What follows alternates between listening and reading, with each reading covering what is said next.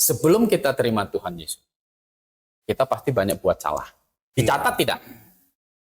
Tetap dicatat. Gitu. Itu dibuat bersih, ya, jadi putih seperti salju. Itu bukan catatannya hilang, tetapi adalah hukuman atas dosa-dosa kita. Hukuman atas dosa-dosa itu tidak dijatuhkan lagi kepada kita. Kan gitu. Ya catatannya kan tidak dihapus. Tapi tetap ada gitu. Iya. Dan itu cara menutupi itu pakai dengan ini.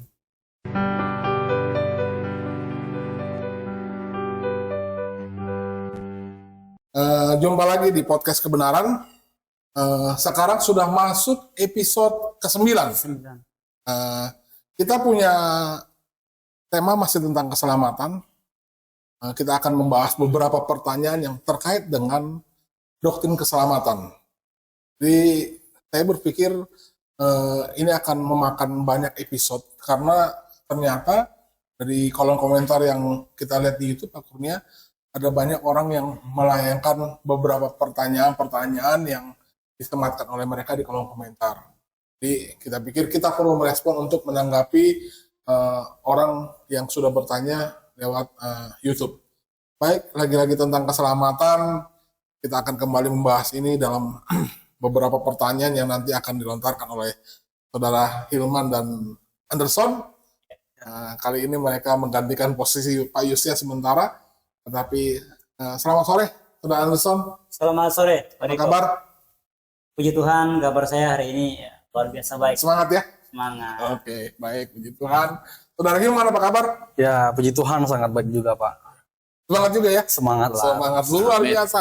Dan seperti biasa narasumber kita adalah Gembala Kurnia yang akan menjawab segala pertanyaan yang berkaitan dengan doktrin keselamatan, dan sumbernya tentu adalah lewat Alkitab. Karena ini adalah dasar percayanya orang Kristen. Segala sesuatu yang menjadi pertanyaan tentang keselamatan, seharusnya sumber yang valid tentang iman kekristenan adalah Alkitab. Karena di luar dari Alkitab, Ya, itu bukan dasar lah ibaratnya. bukan dasar keselamatan. Baik, kita langsung masuk ke dalam pembahasan. Mungkin Saudara Hilman ada yang ingin dipertanyakan? Ya. Nah, saya mau bertanya mengenai beberapa minggu yang lalu kita udah buat podcast di episode sebelumnya. Nah, kita lihat ternyata ada beberapa komentar yang dilontarkan dalam video itu mengenai 1 Korintus pasal 5 ayatnya yang kelima. Nah, mungkin saya juga kurang tahu bagaimana cara bagaimana ya memberikan komentarin, tetapi menurut saya dia akan bertanya bahwa kenapa di dalam 1 Korintus pasal 5 ini ayat 5, kenapa yang berzina ini rohnya itu diserahkan kepada iblis? Ya kan seolah-olah kan kok jadi rohnya kok diserahkan gitu. Katanya di sini. Katanya di sini di 1 Korintus pasal 5 ayat 5, coba kita baca. 1 Korintus Pasal 5 ayat 5. Orang itu harus kita serahkan katanya di situ di 1 Korintus 5 ayat 5 dalam nama Tuhan Yesus kepada iblis. Ini maksudnya apa gitu? Nah, mungkin orang ini bertanya-tanya gitu maksud dari ayat ini bagaimana? Kok orang itu harus kita serahkan dalam nama Tuhan Yesus kepada iblis? Iya. Apakah tubuh rohnya itu milik iblis atau bagaimana gitu? Sebenarnya yang menarik dari pertanyaan yang ada di ayat ini sebenarnya bukan hanya itu, Bukan hanya itu. tetapi diserahkan kepada iblis, berdoa kepada Yesus supaya diserahkan kepada iblis agar tubuhnya binasa. Tetapi rohnya selamat. Rohnya selamat. Dan memang ayat ini sebenarnya ini keluar karena berbicara tentang disiplin kepada jemaat. Ya. Karena ada satu jemaat yang sebenarnya berdosa. Ya, berzina itu. Berjinah kalau nggak salah dengan Mama tirinya. dengan ibu tirinya, Ibu tirinya. gitu loh. Dan ini perjinahan yang menurut ayat ini bahkan di antara bangsa-bangsa yang tidak mengenal Allah, dosa ini langka untuk didapati. Jarang sekali memang. Langka sekali ya ini ya. Jadi mungkin saking sebelnya jemaat, dongkolnya jemaat terhadap dosa yang seperti ini, mungkin nasihatnya nggak bisa. Kan gitu, ditegur satu nggak mempan, tegur 2 kali lagi dengan mekanisme caranya menegur jemaat itu kan ada ditegur terus bawa saksi, akhirnya nggak bisa juga kan gitu. Akhirnya ujung-ujungnya keluar lah ayat ini. Ya. Berdoa kepada Tuhan supaya Dia diserahkan. Katanya di sini kan kita serahkan dalam nama Tuhan Yesus kepada iblis. Nah, baru di frasa selanjutnya dia menerangkan lagi bahwa sehingga binasa tubuhnya. Nah, di frasa ini memperjelas bahwa ternyata yang diserahkan di situ adalah tubuhnya sebenarnya. Nah, di frasa selanjutnya dia berkata bahwa supaya rohnya selamat. Nah, mungkin si buat komentar ini mungkin berpikir apa sih maksudnya itu, Pak? Ya, mungkin kalau kan di kolom komentar itu bisa jadi pikirannya kok sudah berbuat cabul begitu. Bisa selamat. Kan gitu. Oh iya. Ya. Kalau itu pertanyaannya kok bisa orang berbuat cabul itu bisa selamat. Sementara kan Paulus berkata pezina itu tidak mungkin masuk ke dalam kerajaan surga.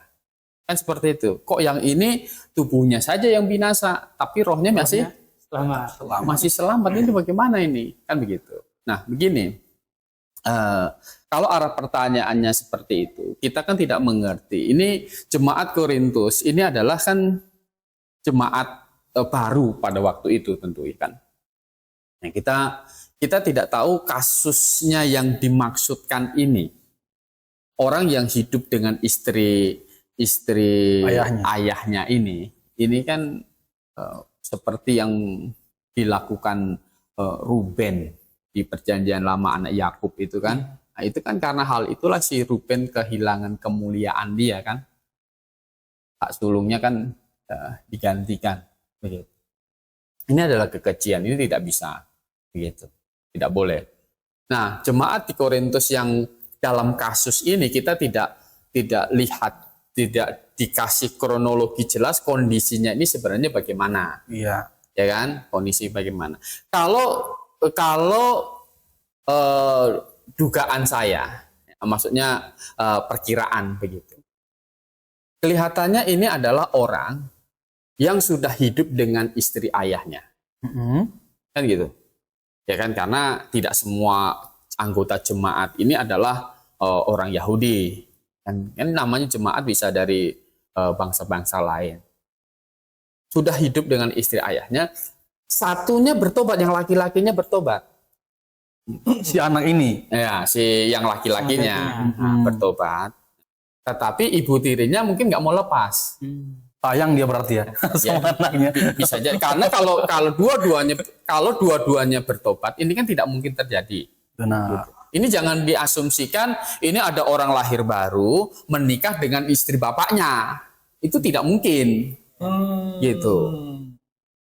Kemungkinannya adalah ini mereka sebelum terima Injil, ini sudah hidup begitu.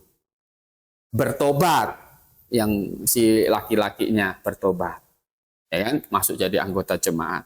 Tetapi mungkin istrinya ini, mama tirinya ini tidak lepas dia. Gitu. Nah, tapi jemaat tidak bikin disiplin sama dia.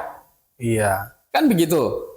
Nah, Paulus di sini kasih tahu bahwa itu harus didisiplin, jangan kamu bangga-bangga begitu. Gitu. Itu kesalahan. Kan gitu. Nah, Paulus itu tidak setuju dengan praktek itu. Jadi orang yang hidup seperti itu harus didisiplin. Gitu. Didisiplin, kita serahkan kepada iblis supaya binasa tubuhnya. Rohnya diselamatkan. Gitu. Jadi hukuman atas dosa dia, kalau dia kan sudah bertobat percaya Tuhan Yesus. Berarti kan sudah selesai semuanya. Paulus tahu itu. Jadi orang itu sudah sungguh-sungguh percaya, berarti hukuman atas dosanya sudah selesai. Jadi tidak mau lepas ini kelihatannya kasusnya adalah istrinya ini tidak mau lepas. Gitu. Nah, bagaimana jemaat-jemaat harus mendisiplin dia? Gitu. Kalau tubuhnya itu binasa, ya kan, rohnya selamat. Gitu, rohnya selamat. Nah, kita kan tidak tahu terlalu jelas kasus yang di Korintus ini sebenarnya seperti apa, kan begitu. Jadi kelihatannya kalau kita membaca di 2 Korintus pasal 2, 2 Korintus pasal 2, ini orang yang dimaksudkan di 1 Korintus pasal 5 yang berbuat cabul ini ini kelihatannya sangat menyesal gitu. Di mana itu Pak? Ayat Coba, berapa? di Biar 2 saya baca. Korintus pasal 2 di ayat yang ke-6 itu 6 sampai ya baca ayat 6 sampai ayat 7 itu. Bagi orang yang demikian sudah cukup teguran dari sebagian besar dari kamu, sehingga kamu sebaliknya harus mengampuni dan menghibur dia, supaya ia jangan binasa oleh kesedihan yang terlampau berat. Ya. Terus ayat Sebab itu aku menasihati kamu supaya kamu sungguh-sungguh mengasihi dia. ya. Jadi kelihatannya setelah dapat surat dari Rasul Paulus itu, ini jemaat rame-rame tegor. Kan gitu. Rame-rame tegor. Ya, dia mungkin berpikir yang tadi itu kan dia belum, kalau dia jemaat dari bangsa lain kan tidak punya kitab perjanjian lama kan, sebelumnya belum pernah baca peraturan di dalam imamat itu tentang siapa yang boleh menikah kan gitu. Berarti kan dia tidak tahu gitu kan. Nah setelah jemaat akhirnya dapat teguran begitu, itu salah.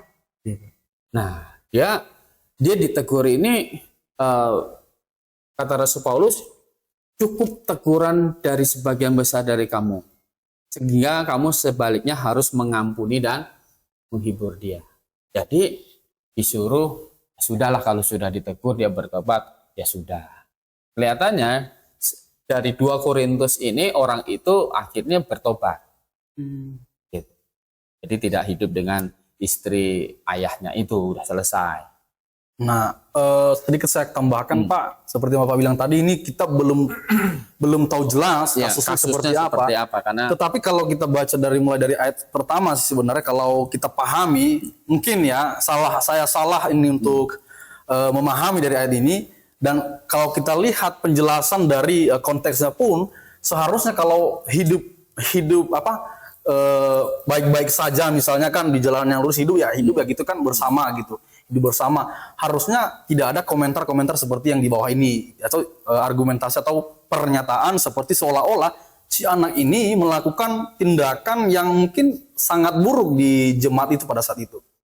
Nah harusnya kita simpulkan, kita nggak bisa bilang ini mungkin tidak ada kasus tertentu, mungkin kita tidak tahu jelas kasusnya, tetapi setidaknya kita dapat gambaran bahwa ini sebenarnya kasus tentang bagaimana seorang anak itu sudah melewati batasnya kepada ibunya gitu.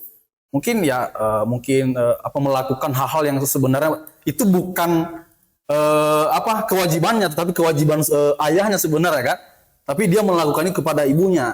ya ini tentu pasti ayahnya sudah, ini kan ibu tiri, Ya. gitu. Nggak mungkin orang menikahi mama kandungnya itu tidak Gitu. mungkin. Hidup dengan istri ayahnya itu kan bukan dengan mama kandungnya, ini Ya. kan pasti dengan ibu Ibu tiri, tiri. seperti kasus ya Ruben yang bersalah kepada Bilha itu kan seperti itu. Jadi sekali lagi kan jemaat di Korintus itu bukan hanya orang Yahudi. Kalau orang Yahudi kan sudah mengerti hukum siapa yang boleh dinikahi kan.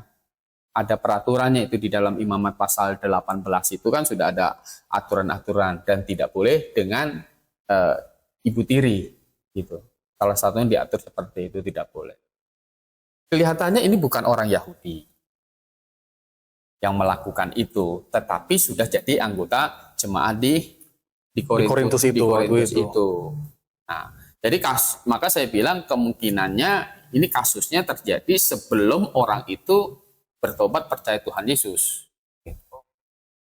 Karena kalau dia sudah jadi anggota jemaat, berarti kan dia sudah tahu peraturannya, Sudah itu paham berarti ibaratnya. tidak boleh, kan begitu. Makanya ini kan kalau di kemudian jemaat menegur, berarti tadinya kan dia tidak tahu salah. Gitu. Sekarang tahu salah. Sekarang tahu salah, menyesal, kan gitu, menyesal, dan dia sedih sekali. Maka Paulus bilang, ya sudah cukup lah. Gitu. Oke. Cukup. Karena kan ini kan bicara tentang disiplin di tengah-tengah. iya, karena kan yang- ancamannya tadi kan Paulus bilang ancamannya akan diserahkan kepada iblis, kamu bisa meninggal.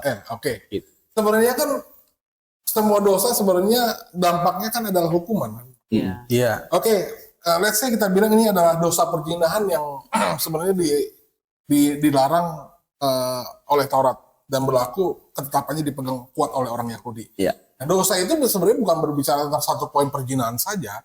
Yang dilarang sebenarnya kan banyak sekali. Iya, banyak sekali. Mencuri segala macam, berbohong. Oke, kita bilang kalau dosa berbohong, kita bilang nggak bisa ditarik. Karena sudah keluar dari mulut kita. Bagaimana caranya masuk lagi? Jujur lagi gitu. Nggak mungkin dong. Kan Iya, gitu. benar-benar. Bagaimana dengan begini? Korupsi. Oke. Akhirnya dia kaya raya kan gitu. Tadinya dia nggak tahu nih korupsi berdosa misalkan gitu ya. Iya. Akhirnya dan dia bergabung dalam satu. Jemaat tahu bahwa hidupnya ini yang ternyata sekarang kayak ini hasil korupsi. Menunjukkan bahwa dia bertobat menjadi orang yang percaya bergabung dalam jemaat. Berarti dia harus bagaimana nih Pak? Ya, seperti Sakyus. Nah, Iya. Bagus ya. Kata Tuhan, kata Sakyus itu Tuhan, itu maunya Sakyus sendiri kan orang bertobat kan ada kemauan yang berubah, pikiran berubah kan gitu. Jadi pikiran Sakyus adalah Tuhan, separuh dari hartaku kasih orang miskin. Kan gitu. Paruh dikasih orang miskin. Dan merasa yang diperas, itu aku kembalikan 4 kali lipat. Nah mengenai dia bersalah korupsi, itu kan dia yang tahu. Ya kembalikan aja ke negara gitu. Kalau dia, kalau yang dikorupsi kan uang negara. Dia yang tahu kan. Kita mana tahu. Kita tahu ini korupsi, ini tidak kan setelah ada pemberitaan KPK. iya. Kalau korupsi kan sembunyi lah. Ya, makanya kan dia yang tahu gitu. Kalau dia memang betul-betul bertobat, Ya, seharusnya kan bertobat itu kan keluar dari hati. betul. Sebenarnya. Dia ya akan dia sendiri yang ada inisiatif kembalikan itulah. Iya. Gitu kan. Kita kan mana kita bisa berkata kembalikan itu ya. Kita kan nggak tahu.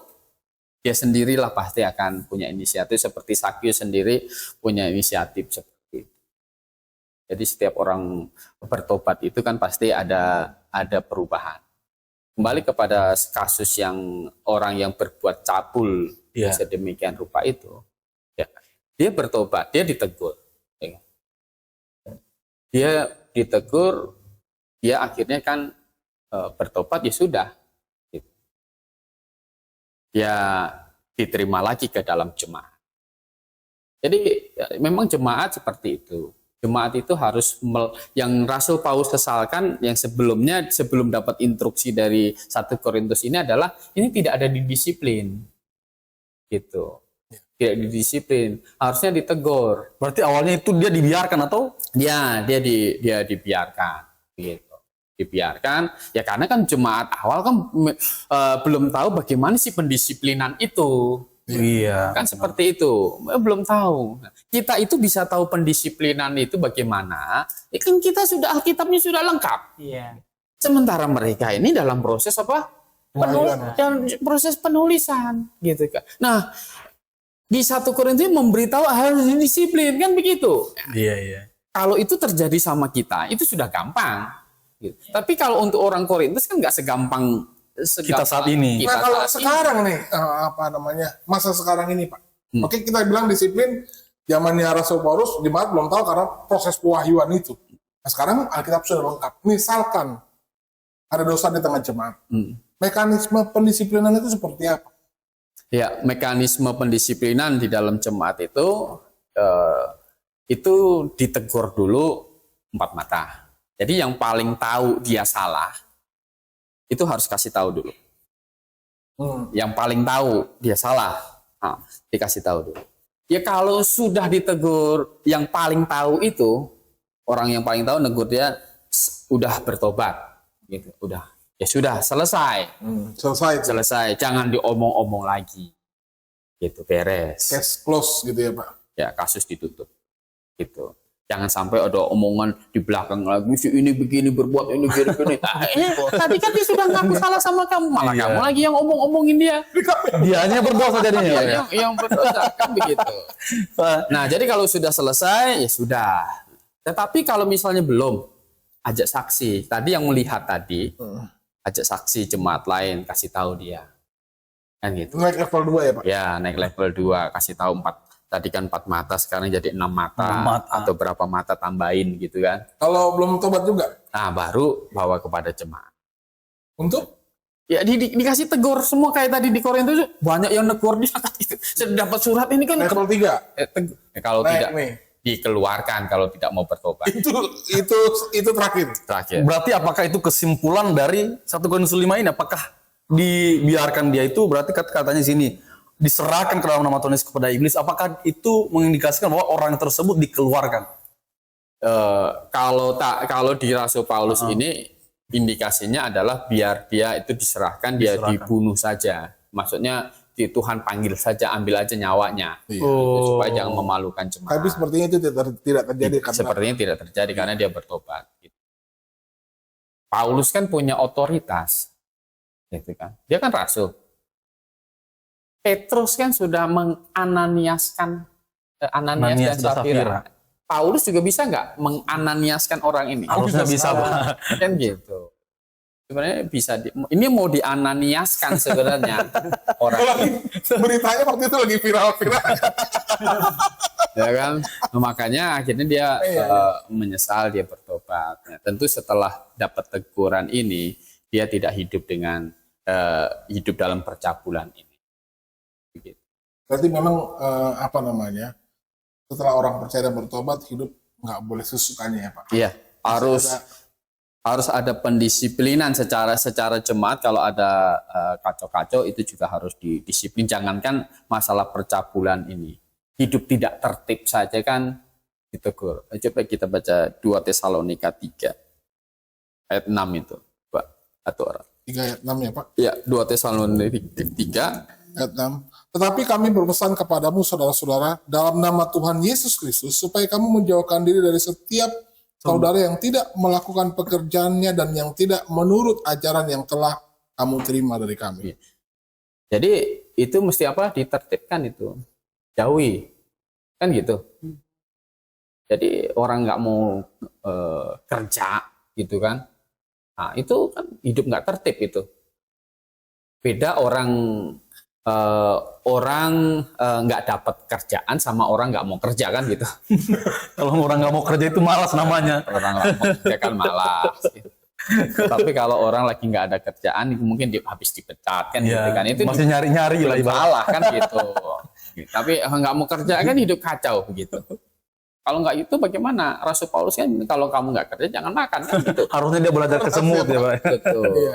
Memang artinya tidak seperti banyak pendapat di luar begitu terima Yesus percaya dan bertobat, dosanya sudah ditanggung, ini mumpung bonusnya selama-lamanya buang-buang.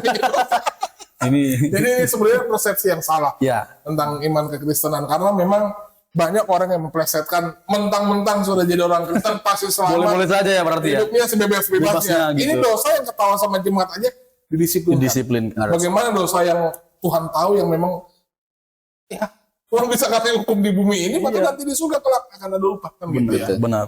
Oke.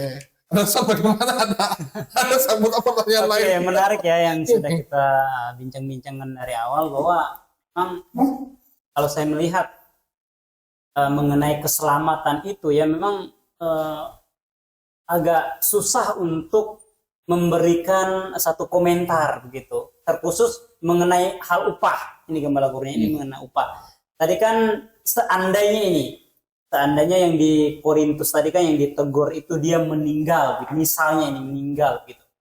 Apakah upahnya itu sama gitu dengan saya misalnya kalau saya ini meninggal atau dengan saudara Hilman begitu atau dengan Pak Riko, apakah sama atau berbeda tingkatan upahnya begitu Gembala Kurnia? Ya, coba kita baca ini 2 Korintus pasal 5 dulu ayat 10. Ya, coba dibaca. Sebab kita semua harus menghadap tahta pengadilan Kristus. Supaya setiap orang memperoleh apa yang patut diterimanya sesuai dengan yang dilakukannya dalam hidupnya ini, baik ataupun jahat. Ya, jadi kan kita sudah pernah singgung bahwa ada kitab kehidupan dan ada kitab yang mencatat perbuatan-perbuatan. Iya. Jadi nama kita diselamatkan karena kan nama kita ada di dalam kitab kehidupan. Ditulis tuh.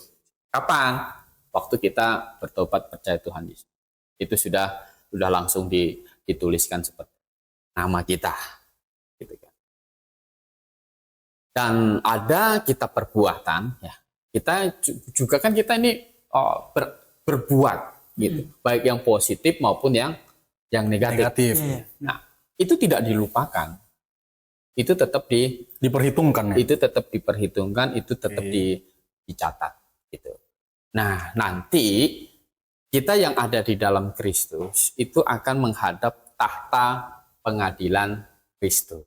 Kristus yang mengadili kita.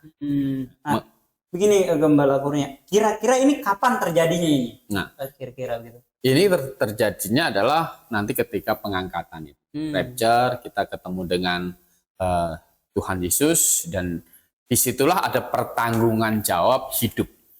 Mengapa? Karena kan kita ini sekarang ini yang sudah diselamatkan ini kan kita percaya Yesus itu mati menggantikan kita. Iya, benar.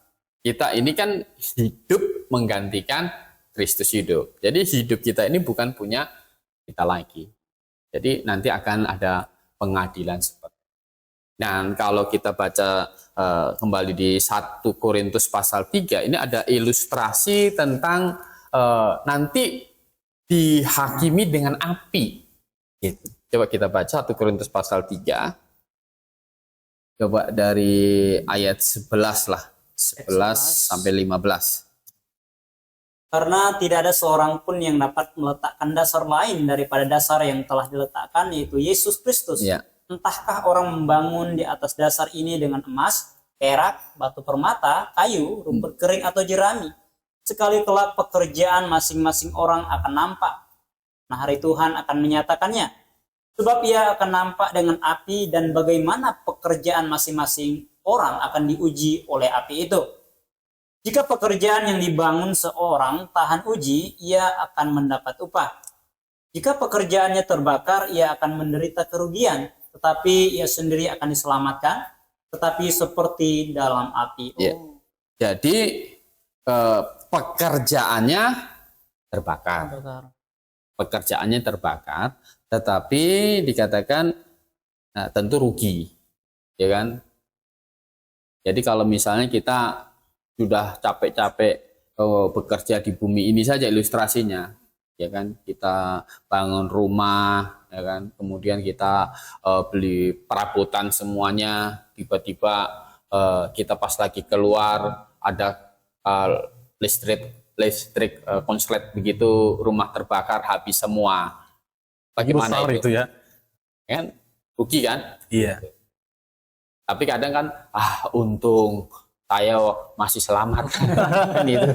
Untung kita masih Tapi selamat. kayak keluar dari api Tapi gitu. seperti ya tapi barang-barangnya sudah nggak ada semua nih. Gitu. Kita punya aset. Dia nggak bawa apa-apa Punya ibaratnya. aset semua.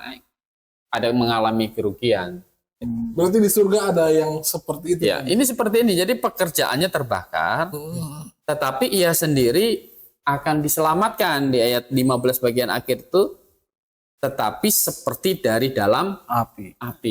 Jadi kalau kasusnya tadi yang laki-laki tadi berbuat cabul gitu, diserahkan kepada iblis dan dia mati, tubuhnya mati kan, rohnya diselamatkan. Jadi seperti keluar dari dalam api ini.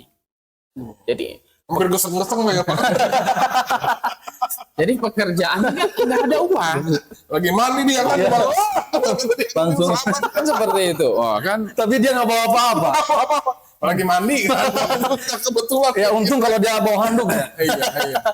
jadi sebenarnya kalau ada pikiran orang begini kan, ada orang nggak apa-apa lah, yang penting saya masuk surga. Seperti apa naik gantungan bus begitu, yang sampai nggak begitu.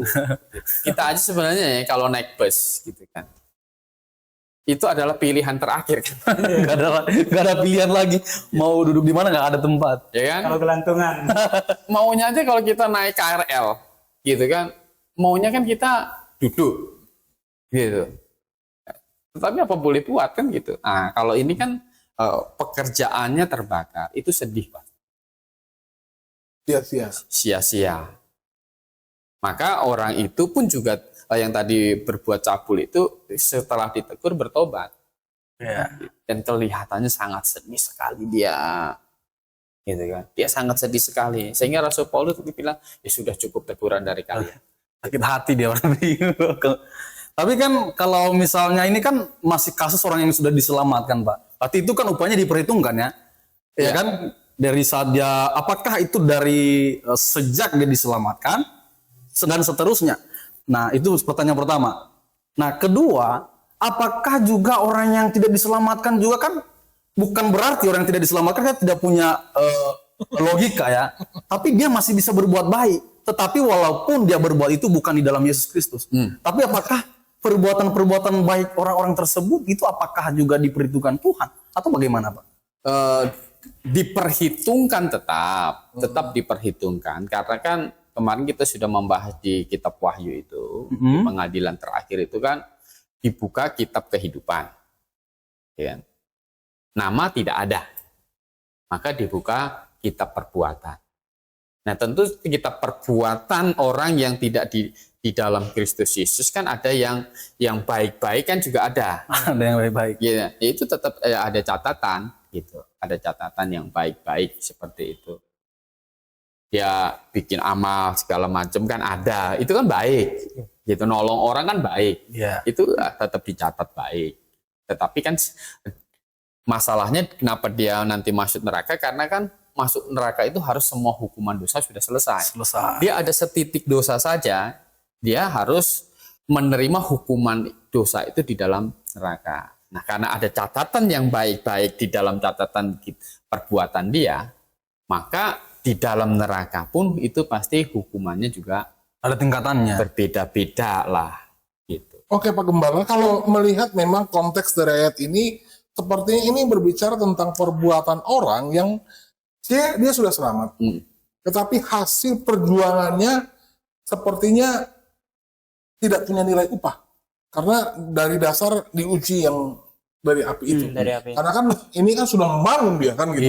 Berarti kan sudah ada step-step perbuatan yang dia berjuang di situ. Gitu loh. Tetapi ini kasus satu.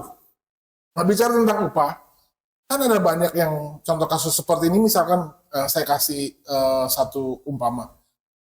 Hidup orang seperti pertanyaan di episode kemarin, hidup orang misalkan kita bilang dari umur, let's say kita bilang umur sampai 61 lah. Dia percaya dan bertobat pas di umur 61. Berarti tinggal hanya beberapa bulan lagi. Gitu. Sementara kan dari lahir lah ya. Iya, sejak dia tahu mana berbuat baik sama ini kerjaannya bejat terus nih. Kita bilang minus gitu. Nah, itu maksudnya bagaimana kira-kira kita memperhitungkan hal itu dalam persepsi kata upah tadi di surga gitu loh Pak. Jadi apakah upahnya sama dengan orang yang sejak dia remaja dia sudah percaya dengan Tuhan dengan iman yang benar, lalu dia sampai mati dia hidup di dalam kebenaran, dia berjuang sampai dia mati tetap mempertahankan imannya, itu yang mungkin harus dijelaskan juga. Nah, kalau yang soal ini memang kita lihat sepertinya apa yang dia berusaha perbuat ini sepertinya sia-sia. Nah, tetapi dengan kasus yang lain, dengan kata upah tadi, bagaimana kira-kira kita menjelaskan? Ya, jadi kalau ya pasti kan upah itu tetap tergantung dari catatan perbuatan itulah. Itu pasti akan ada perbedaan. Cuma yang di dalam membangun dengan rumput kering, kayu, benda-benda yang bisa terbakar, itu adalah gambaran orang yang kadang begini. Dia berpikir perbuatan dia itu sangat menyenangkan Tuhan. Kan gitu. Dia berpikir, ternyata kan tidak. Ini banyak orang Kristen itu kan berbuat kasih, tetapi tidak dengan kebenaran. Tanpa pengertian berarti itu ya? Ya tanpa pengertian yang benar. Tapi pikirannya kasih. Tapi selamat dia. Selamat kan pekerjaannya yang diuji. Artinya begini, tidak semua pekerjaan yang kita pikir baik itu baik. Gitu. Iya. Nah, pekerjaan apa yang kita pikir baik pasti baik menurut Alkitab? Pekerjaan apa yang harus kita pikir baik pasti baik? Yang baik pasti baik. Menurut Alkitab ya, baik menurut kita tapi baik menurut Alkitab. Nah jadi gini, yang berpikir menurut kita baik tetapi belum tentu baik itu kadang begini. Saya dapat dengar cerita begini. Ya. Ada satu gereja, gitu kan. itu bikin apa istilahnya bazar. Gitu. Baik ini bazar gitu, makan masa ibu-ibu kumpul makan makan gratis gitu kan. Wah, dibagi kepada banyak orang jemaat gitu. Nah, kemudian lihat responnya bagus gitu kan. Betul nih orang-orang kaya, jemaat itu kaya begitu, bikin lagi gitu kan. Sumbang lagi gitu kan. Bikin makan banyak gratis. Nah, terus singkat cerita ada satu jemaat datang ke situ, ke gembalanya. Pak Gembala, saya ini mau pindah dari sini. Kenapa? Restoran saya ini sepi. Kenapa sepi? Karena jemaat itu kan bikin makanan gratis terus, gitu kan. Bahaya ini. Jadi yang akhirnya jemaat itu, oh iya, gara-gara mereka bikin begitu, yang kaya-kaya tadi bikin makanan gratis, ada jemaatnya yang punya usaha restoran. Rugi ya berarti ya. Tidak Tidak ada pemasukan. tidak ada pemasukan. Jadi kadang kan yang dipikir, oh ya baik, ternyata kan ada menyusahkan Orang lain juga. orang juga kan gitu. Jadi yang jelas perhitungan tentang baik benar itu tentang hal-hal yang subjektif begitu tentu nanti Tuhanlah gitu. Nah, tetapi yang pasti baik gitu kan. Pasti baik itu adalah kita memberitakan Injil. Oh, iya. Memberitakannya kalau kita baca Yakobus,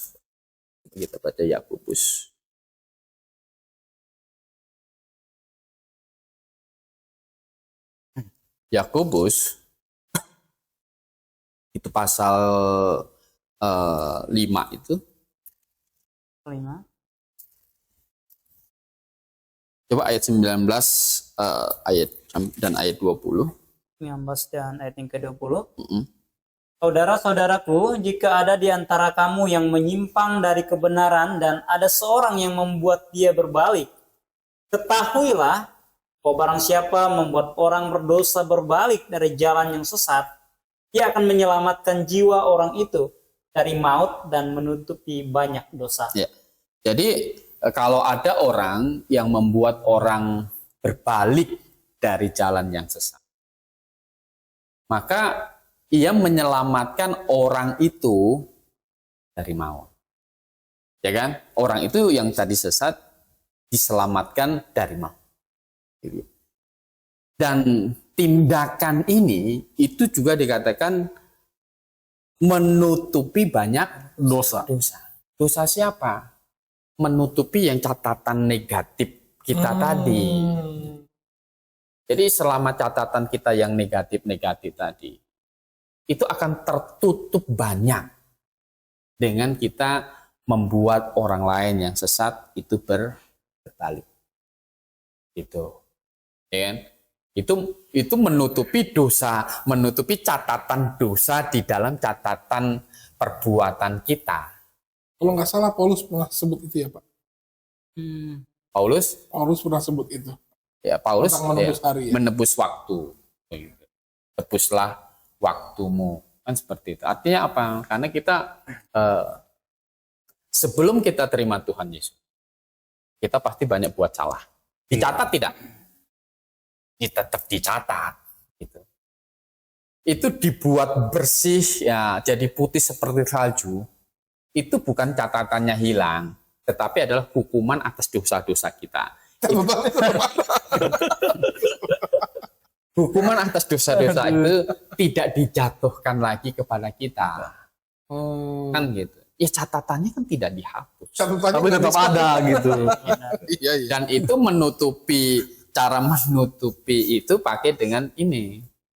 Membawa orang lain bertobat, kembali kepada kebenaran. Menyelamatkan jiwa. Itu perbuatan menyelamatkan jiwa orang.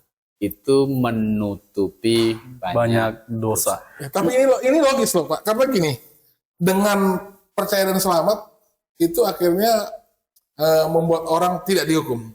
Tetapi membuat orang menjadi selamat kan tentu ada upaya yang luar biasa kan. Orang itu saja tidak dihukum lagi, berarti ada upah yang sama kita. Betul. Yang si pemberita. Iya, yang si pemberita. Itulah makanya harus giat-giat memberitakan Injil. Nah, ini kita salah satu memberitakan Injil. Kan begitu kan? Iya benar. Tapi kan kalau misalnya kita pahami ayat 20 Tadi Pak itu yang di 1 Petrus. Ya, satu Saat yang di Yakobus. Yakobus pasal 5 tadi itu ayat yang ke 19-20. Nah, apakah dosa yang ditutupi itu masa lalunya atau ada juga yang berkata bahwa dosa yang disebut di sini adalah dosa yang dianya yang akan datang gitu. Sehingga dengan dia mengenal kebenaran, Injil yang benar, itu menghalangi dia berbuat dosa lagi karena dia sudah tahu apa yang harus dia lakukan ketika dia sudah di dalam Tuhan Yesus. Oh tidak, kalau membaca ayat ini yang ditutupi adalah dosa dari orang yang membawa, upah dari dosa yang membawa, kan gitu.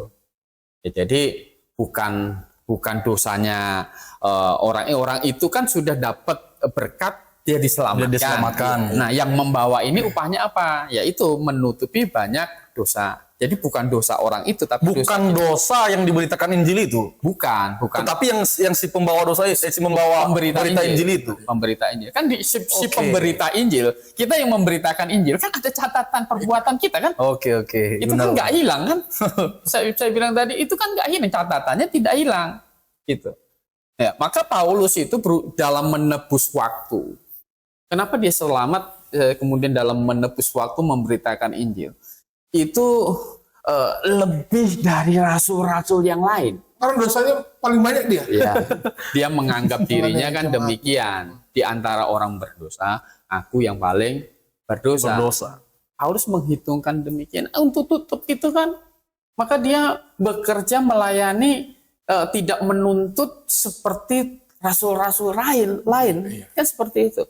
Dia bilang, rasul-rasul lain itu bawa istri segala macam. Gitu, tidak mereka dibebaskan pekerjaan tangan, tetapi aku dan Barnabas, gitu kan, akan dituntut harus begini, gitu.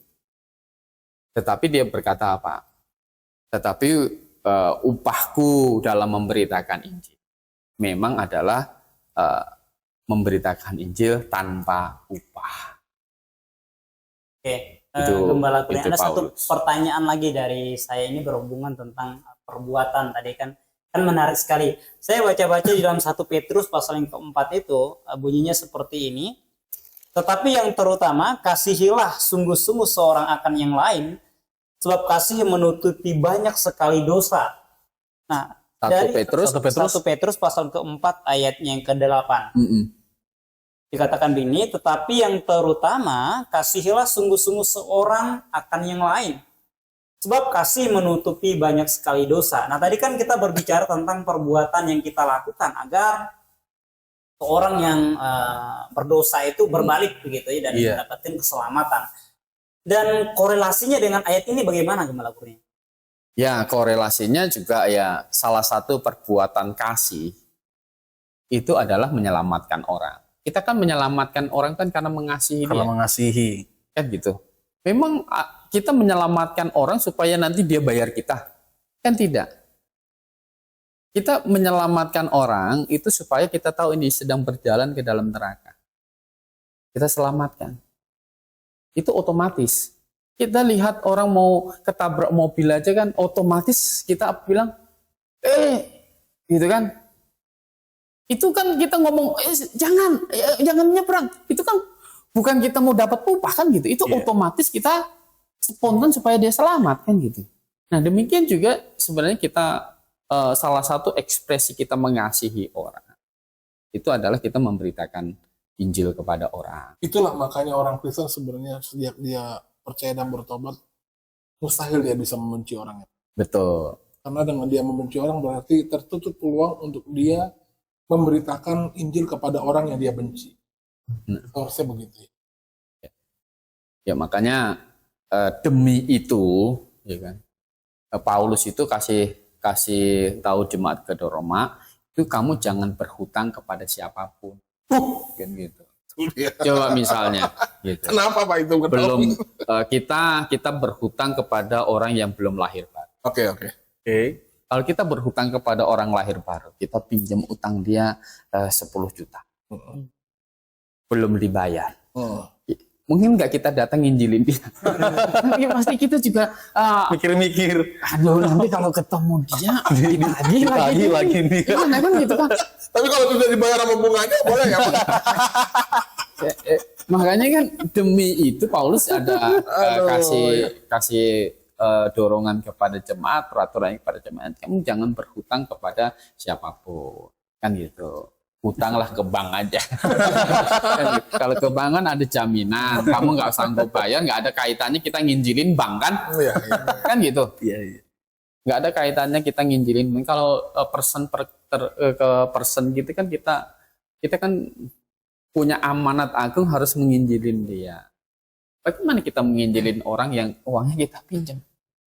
Itu sudah tidak mungkin. Jadi kita tidak bisa sungguh-sungguh jadinya mengaplikasikan kita mengasihi dia.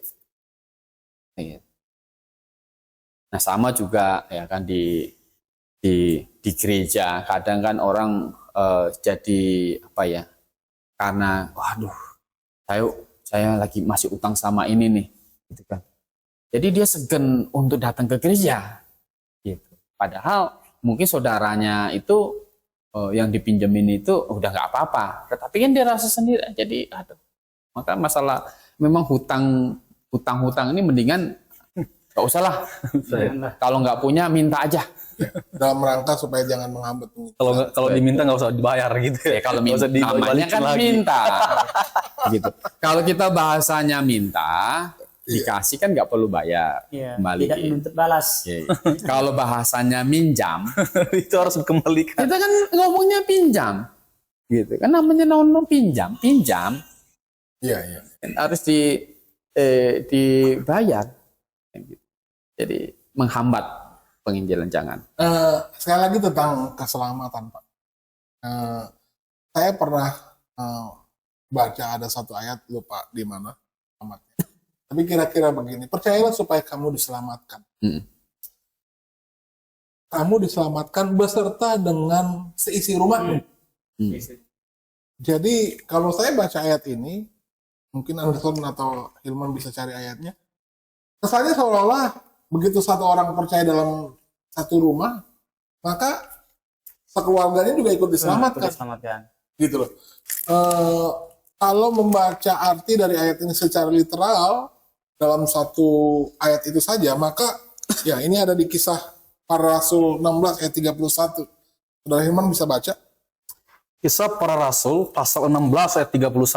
Demikianlah firman Tuhan, jawab mereka, percayalah kepada Tuhan Yesus Kristus dan engkau akan selamat, engkau dan seisi rumahmu.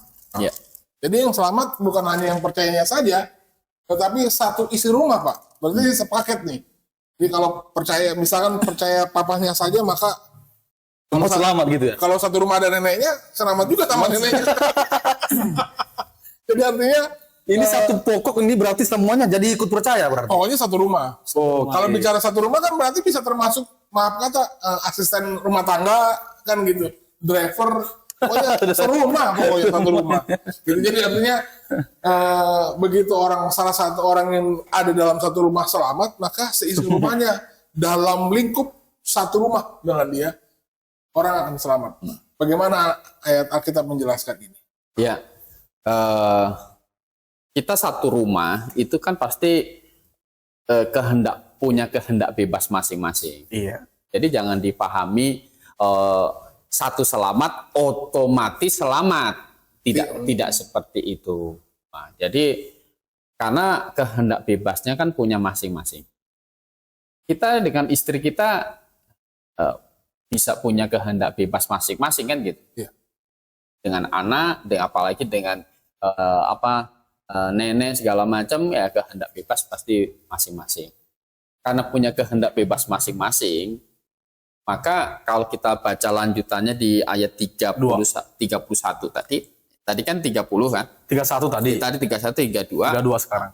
32 begini, coba dibaca. Lalu mereka memberitakan firman Tuhan kepadanya dan kepada semua orang yang ada di rumahnya. Ya, jadi tetap diberitakan Injil kepada seisi rumah.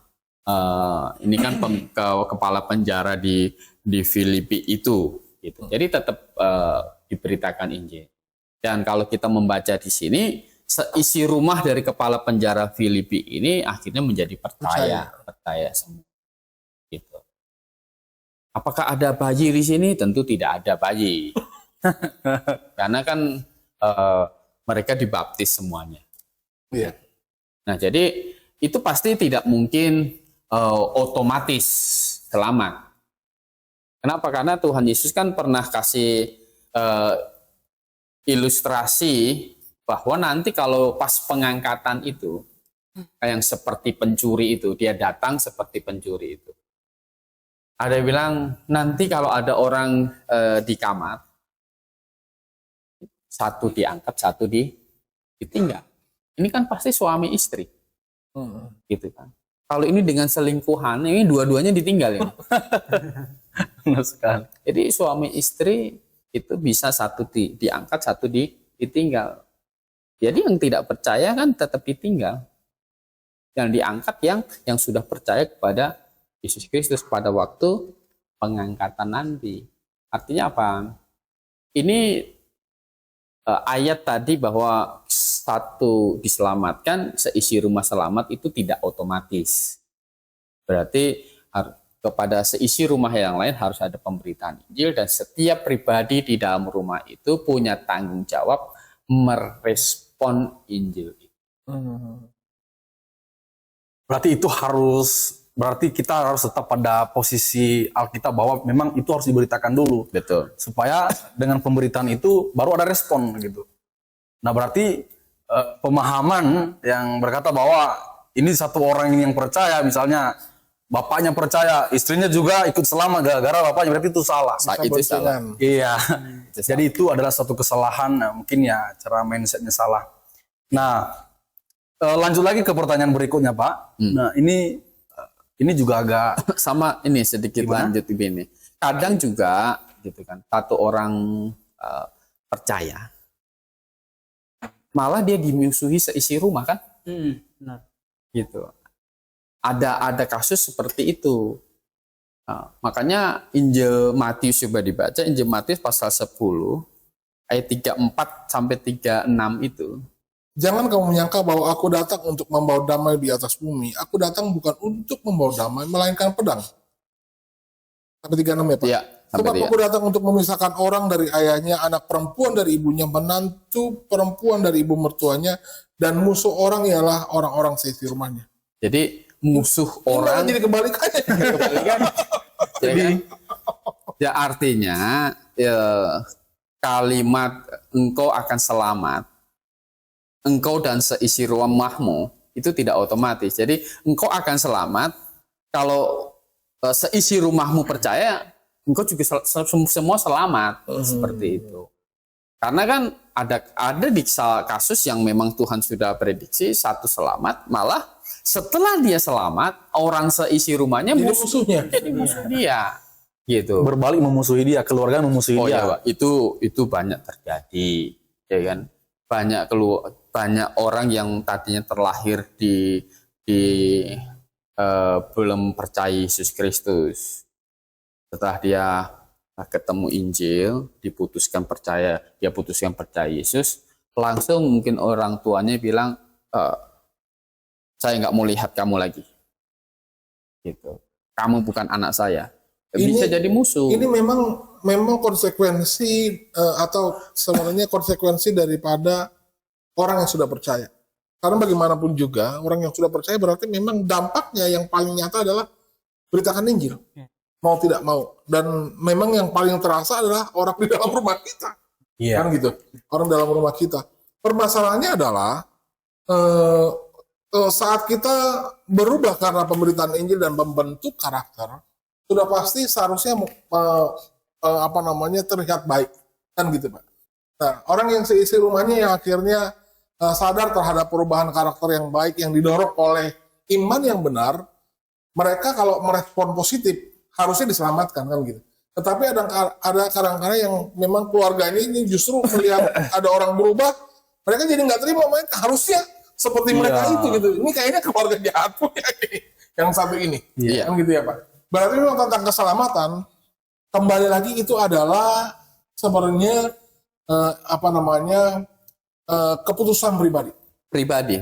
masing-masing orang ya Pak. Masing-masing orang. Masing-masing memang harus ditawarkan kepada semua orang, tetapi keputusannya sekali lagi harus kembali kepada pribadi masing-masing. Meskipun dia ada dalam rumah kita melihat dia menginjili orang, tetapi keputusan untuk diselamatkan bukan karena dia diselamatkan, tapi karena keputusannya. Betul. Sama seperti orang itu memutuskan untuk percaya, demikian juga keluarganya.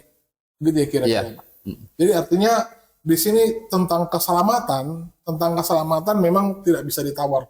Keselamatan ditawarkan kepada setiap orang. Artinya tidak bisa ditawar adalah begini. Keselamatan ditawarkan kepada setiap orang, tetapi menjadi percaya adalah keputusan Pribadi. pribadi. Gitu ya Pak. Betul. Percaya nggak boleh karena boncengan, kan gitu. Selamat bukan karena bapak kita, selamat bukan karena nenek kita, selamat bukan karena kakak kita, tetapi selamat karena keputusan kita pribadi.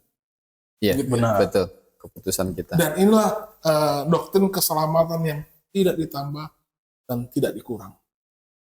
Tapi begini, Hmm. ada satu ayat yang sampai saat ini membingungkan saya begitu. Gimana?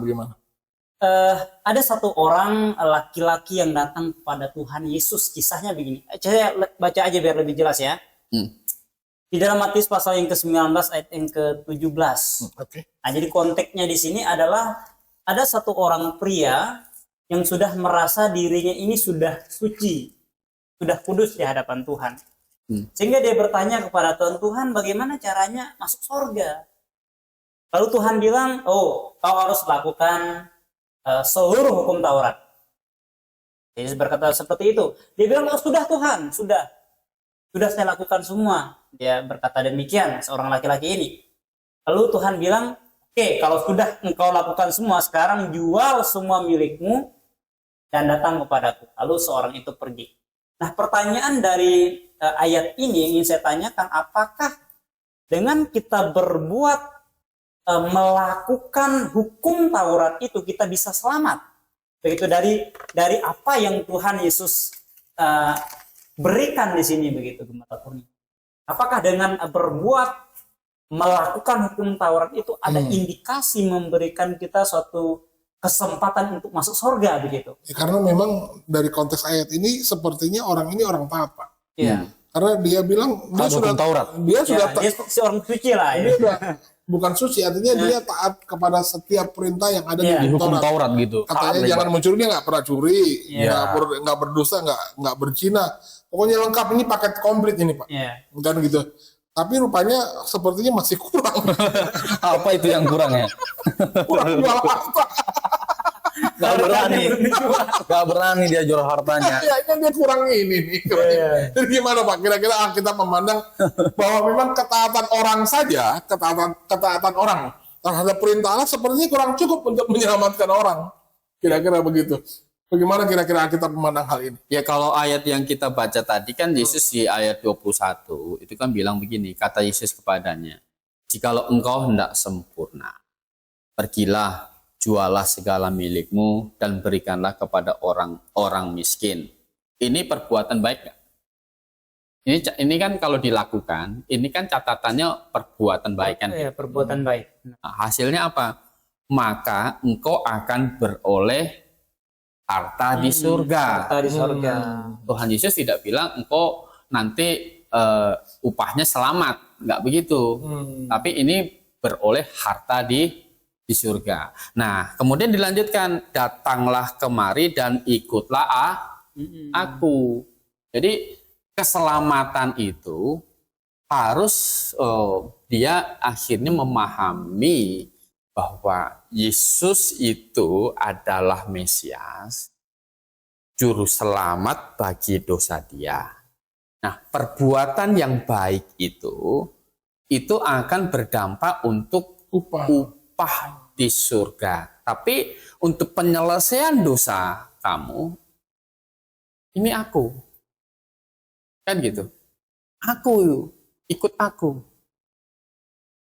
Supaya kalau orang ini ikut Yesus terus, kan gitu, pasti dia akan memahami seperti seperti Petrus memahami Yesus Kristus.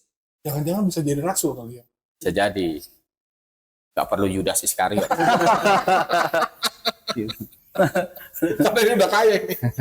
Nah, jadi seperti itu. Sakius kan, Sakius si Matius, itu kan dipanggil Tuhan Yesus kan lagi Pemungut kerja pemungut cukai. Ikutlah aku, kan gitu. Apakah kemudian ikut Yesus begitu kemana-mana otomatis selamat? Kan belum juga ya. Kan Judas Iskariot sendiri kan catatan Alkitab kan bilang dia memang tidak percaya. Percaya itu, selamat itu akhirnya memiliki pemahaman seperti rasul-rasul yang lain, Yesus itu adalah Mesias, juru selamat atas dosanya. Bahwa Yesus itu mati, menderita, dikubur, dan bangkit untuk dosa-dosa dia. Kan Petrus kan berkata di Kisah Rasul 4 ayat 12, di bawah kolong langit ini tidak ada nama yang diberikan kepada anak manusia yang olehnya orang bisa diselamatkan. Jadi hanya ada di dalam nama Yesus, hanya di dalam Yesus. Maka Tuhan Yesus berkata, jualah semuanya, datanglah kemari, ikutlah aku. Oke. Menarik ya Gembala Kurnia bahwa terlihat jelas bahwa keselamatan itu bukanlah berdasarkan perbuatan dan lain sebagainya begitu, dengan usaha-usaha yang dilakukan oleh manusia itu sendiri. Tetapi ada satu ayat yang masih membingungkan saya hingga saat ini begitu Gembala Kurnia. Misalnya dalam Yohanes pasal yang ke-5 ayat yang ke-29. Saya bacakan begini, Yohanes pasal yang ke-5 ayat yang ke-29. Dan mereka yang telah berbuat baik akan keluar dan bangkit untuk hidup yang kekal. Tetapi mereka yang telah berbuat jahat akan bangkit untuk dihukum. Jadi kalau kita baca sekilas bahwa perbuatan baik kita itu ada andilnya di dalam keselamatan itu, sehingga dikatakan bahwa siapa yang berbuat baik itu akan mendapat hidup yang kekal. Tentu hidup yang kekal di sini berbicara tentang surga, begitu yang melakurnya. Nah, bagaimana korelasinya kalau kita lihat secara keseluruhan ayat Alkitab begitu melakurnya? Ya, jadi setiap orang yang sudah bertobat dan percaya kepada Yesus, ya dia percaya, bertobat, maka otomatis kacamata kita melihatnya, dia itu akan berbuat baik. Kan begitu. Jadi berbuat baik itu adalah ekspresi dari orang yang sudah percaya dan bertobat. Jadi perbuatan baik yang dilihat itu adalah ekspresi dari iman dia. Ekspresi dari imannya. Maka setelah nanti dia mati, dia akan dibangkitkan dan dapat hidup yang kekal. Semua jalan keselamatan itu, pemberian keselamatan itu kan memang hanya pada Yesus, lewat Yesus Kristus saja. Dan orang yang sudah bertobat percaya itu pasti berdampak, ya namanya sudah bertobat kan, percaya Yesus, pasti akan muncul perbuatan-perbuatan baik. Lalu apakah bisa kita korelasikan dengan yang di dalam kitab Yakobus itu berkata bahwa iman tanpa perbuatan itu hakikatnya mati? Apakah bisa begitu Gembala Kurnia? Iya, jadi kita juga pernah singgung ini, bahwa itu memang dari kacamata manusia kan, iman itu akan dilihat dari perbuatan. Jadi tidak ada cara lain keselamatan itu percaya Yesus Kristus, bertobat. Maka orang kaya tadi bilang, jual semua, ikut aku. Karena hukum Taurat itu diberikan itu untuk mengenalkan orang akan dosa. Ya. Roma 3 ayat 20 itu coba dibaca.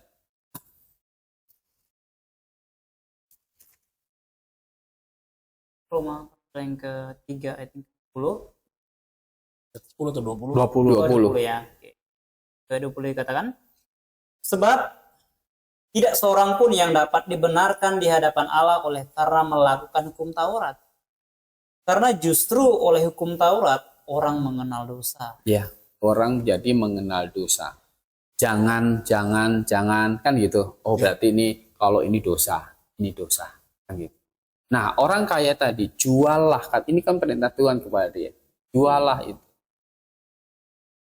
Kamu dapat upah di surga. Dia kan gagal melakukan ini. Sebenarnya dia gagal, berdosa tidak? Berdosa. Jadi solusinya untuk dia diselamatkan memang ikutlah aku. Iya. Nggak ada solusi Jadi lainnya. tawaran dari Yesus adalah kalau mau selamat, yang pertama yang harus kamu lakukan adalah ikut aku, intinya ya, ikut aku. Ikutlah. Tetapi untuk mendapatkan bagian di dalam surga atau upah itu dia harus menjual seluruhnya begitu ya. Iya, ya setiap perbuatan baik itu kan ada catatannya, Nah, iya. gitu. Ini yang jadi pemisah ya Pak. Iya. Jadi tentang keselamatan hanya kasih karunia. Tetapi tentang perbuatan Tuhan itu adil. Ada upah. Ya, upah. Ada upah. Jadi orang berbuat baik dan dalam kekristenan bukan untuk selamat, tetapi orang berbuat baik adalah dampak dari keselamatan yang dihasilkan dari imannya itu. Dampaknya adalah orang harus berbuat baik. Maka orang Kristen harus terus rajin berbuat baik ya. Fungsinya adalah sebenarnya bukan untuk menyelamatkan, tetapi untuk kesaksian bagi banyak orang. Dan sebenarnya bagus untuk dia karena memang Tuhan perhitungkan itu sebagai upah. Betul. Baik, sepertinya ini dua rekan saya bersemangat sekali untuk kita mau lanjutkan diskusi, tapi waktu yang membatasi kita. 1 jam lebih kita sudah berbicara tentang keselamatan dan rupanya kita dibatasi oleh waktu. Dan nanti di episode selanjutnya kita akan kembali membahas tentang keselamatan. Tetapi satu hal yang perlu diingat, memang keselamatan itu ditawarkan untuk setiap orang. Untuk setiap yang bernapas bahkan. Jadi artinya setiap pribadi Tuhan tawarkan itu keselamatan bagi setiap orang, bagi setiap bangsa. Tidak pandang bulu. Tuhan tidak memilih siapa yang harus diselamatkan, siapa yang harus binasa. Tidak. Tetapi untuk semua orang, untuk saya, untuk kita semua yang ada di ruangan ini, bahkan untuk saudara semua yang menyaksikan acara ini. Kami berharap lewat apa yang menjadi perbincangan kami hari ini itu membuka hikmat Anda dan akhirnya Anda bisa mengenal kebenaran. Dan bukan hanya mengerti, tahu tentang kebenaran, tapi Anda berani mengambil keputusan supaya Anda diselamatkan. Anda mengerti kebenaran, Anda tahu bagaimana caranya selamat, dan Anda mengambil keputusan menjadi orang yang diselamatkan karena kasih karunia. Ujilah segala sesuatu dan peganglah yang baik. Baik, mungkin saudara Firman bisa tutup. Kita berdoa. Bapa di surga, terima kasih Tuhan, Kau telah memimpin kami untuk memberitakan Injil lewat podcast yang sedang kami lakukan ini Tuhan. Tuhan kiranya terus memberkati, terutama kepada narasumber kami yaitu Gembala Kurnia, supaya Tuhan selalu memberikan kesehatan serta hikmat pengetahuan, supaya setiap pertanyaan yang diberikan bisa dijawab sesuai dengan kehendak Tuhan. Terima kasih Tuhan, Engkau sertai kami selalu, hanya di dalam nama Yesus Kristus kami berdoa. Amin. Amin. Baik, selamat malam Bapak Ibu Saudara dan akhirnya salam Maranatha.